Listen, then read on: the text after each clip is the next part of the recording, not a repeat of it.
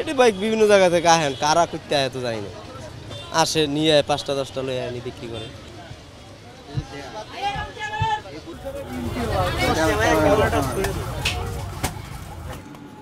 ও মাই god, কি করেছে বইটার অবস্থা দেখে কষ্ট লাগতেছে। মানে যে নকল করতেছে থিওরিটিক্যালি বাংলাদেশের সব বইয়েরই মালিক। আবারও নীলক্ষেতের বইবাজারে টিম সার্চলাইট। মনে হচ্ছে পরিবর্তন খুব একটা হয়নি। কোনো রাখ ঢাক নেই, নকল বইয়ের ছড়াছড়ি। বিশেষ করে একাডেমিক বই, জনপ্রিয় গল্প উপন্যাসের বইয়ে ছেয়ে গেছে পুরো নীলক্ষেত।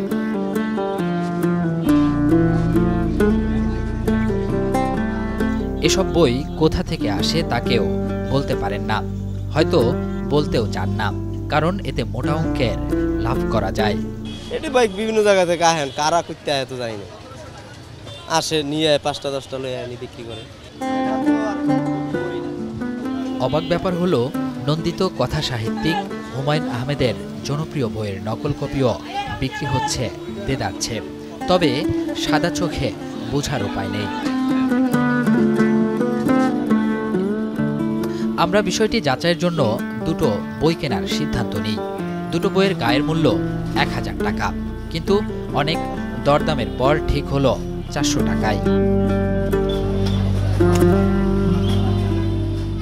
তবে আমাদের ক্যামেরা দেখতেই দোকানদার বই বিক্রি করতে রাজি হলেন না।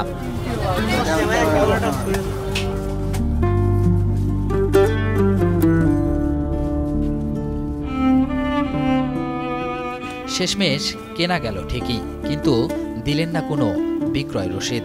অনুরোধ করলেন তাদের পেটে যেন লাথি না পড়ে।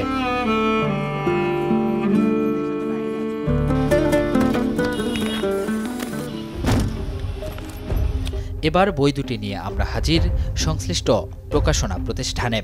হুমায়ুন আহমেদ সহ জনপ্রিয় লেখকদের মানসম্পন্ন বই প্রকাশে তাদের ব্যাপক সুনাম রয়েছে। অন্য প্রকাশের প্রধান নির্বাহী মাজহারুল ইসলাম। শুরুতেই আমাদের কেনা বইগুলো তার হাতে তুলে দেয়া হলো।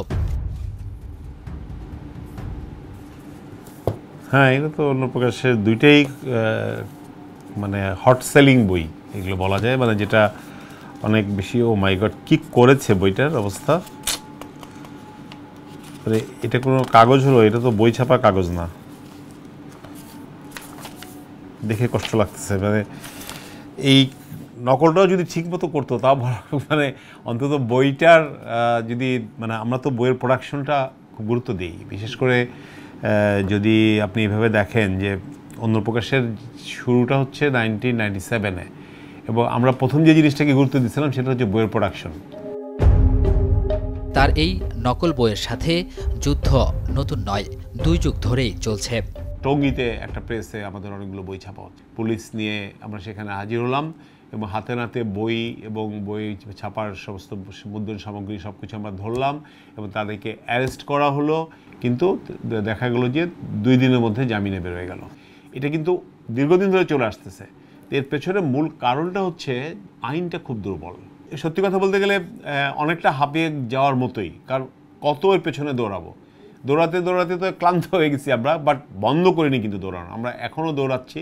আমরা এখনও যেখানেই খবর পাচ্ছি যে নকল বইয়ের কোনো সন্ধান পেলে সেখানেই আমরা পুলিশ নিয়ে বা আইন শৃঙ্খলা রক্ষকের বাহিনী, কপিরাইটের লোকজন নিয়ে আমরা সেখানে যাচ্ছি, বই উদ্ধার করতেছি। ধরা হচ্ছে তাকে, ধরার পরে সে হয়তো ওই যে জেলে যাচ্ছে, জামিন বেরোয় আসতেছে, হয়তো ২-৩ মাস হয়তো বন্ধ থাকছে। ওই ২-৩ মাস যে বন্ধ থাকছে এটাই আমাদের লাভ। কপিরাইট আইন ২০২৩-এ এই অপরাধকে নন কগনিজিবল অফেন্স হিসেবে অবহিত করা হয়েছে, অর্থাৎ আদালতের নির্দেশ ছাড়া পুলিশ সরাসরি অভিযুক্তকে গ্রেপ্তার করতে পারবে না। অন্যদিকে এই আইনে এই অপরাধকে আপোষযোগ্য ও জামিনযোগ্য বলা হয়েছে। ফলে মানিকদের মতো আরও যারা এই অপরাধের সাথে জড়িত তারা বছরের পর বছর পার পেয়ে যাচ্ছে। বইয়ে অনলাইন দোকান হিসেবে সুপরিচিত রকমারির চেয়ারম্যান মাহমুদুল হাসান সোহাগ। তিনি একাধারে উদ্ভাস ও উন্মেষ কোচিং সেন্টারের প্রতিষ্ঠাতাও। উদ্ভাস কোচিংয়ের অনেক বইয়ের নকল কপি বাজারে বিক্রি হচ্ছে, কিন্তু কিছুই করতে পারছেন না। যে নকল করতেছে সে তো ধরেন থিওরিটিক্যালি বাংলাদেশের সব বইয়েরই মালিক, তাই না? মানে সে দেখতেছে যে ভাই এই বইটা ভালো চলে, এই বইটা ভালো চলে, ঠিক আছে তাহলে এটা নকল করি, এটা নকল করি, এটা নকল করি। তাহলে একটা সিঙ্গেল পাবলিকেশন যত টাকার বিজনেস ডিল করে, তাহলে উনার প্রবাবল ডিল করার সাইজ তো অনেক বেশি, বিকজ সে সবার টপ প্রোডাক্টগুলো নিয়ে কাজ করতেছে। যে কারণে টাকা পয়সার যে লেনদেন, তারপরে তাদের যেখানে যেখানে ফুয়েলিং করা দরকার আমরা জানি না, মেবি তারা সেইভাবে হয়তো করে, যে কারণে আমরা তো তাদেরকে জালে এখনও পরিপূর্ণভাবে আটকাইতে পারতেছি না। লেখক প্রকাশকরা একেবারেই হাল ছেড়ে দিয়েছেন এমনও নয়, তারা সমস্যা দেখছেন আইনের ফাঁকফোকর আর প্রয়োগে দুর্বলতার দিকটি। আমি আইন বিশেষজ্ঞ না, আমি ভুল বলতে পারি, বাট আমার জানা মতে মানি লন্ডারিং আইনের ন্যূনতম শাস্তি হচ্ছে 7 বছর জেল, মানে কোনো টাকা পয়সা দিয়ে আপনি বেরোতে পারবেন, 7 বছর জেলই খাটতে হবে।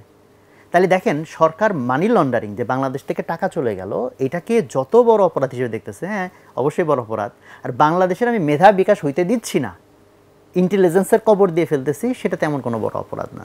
এখন আইন তো আমি বানাই না, আইন তো বানাচ্ছে রাষ্ট্র। এখন রাষ্ট্র যদি এমন আইন বানায় যেটা দিয়ে আসলেই দুষ্টকে ধরা যাবে না, তাহলে এই আইন থাকা না থাকার মধ্যে তো খুব ডিফারেন্স নাই। তার মানে এটা হয়তো একটা সান্ত্বনা দেওয়ার মতো আইন।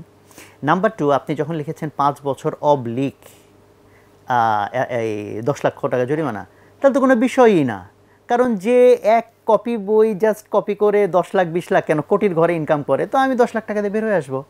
ইটস ভেরি মানে কি বলে সেফ বিজনেস।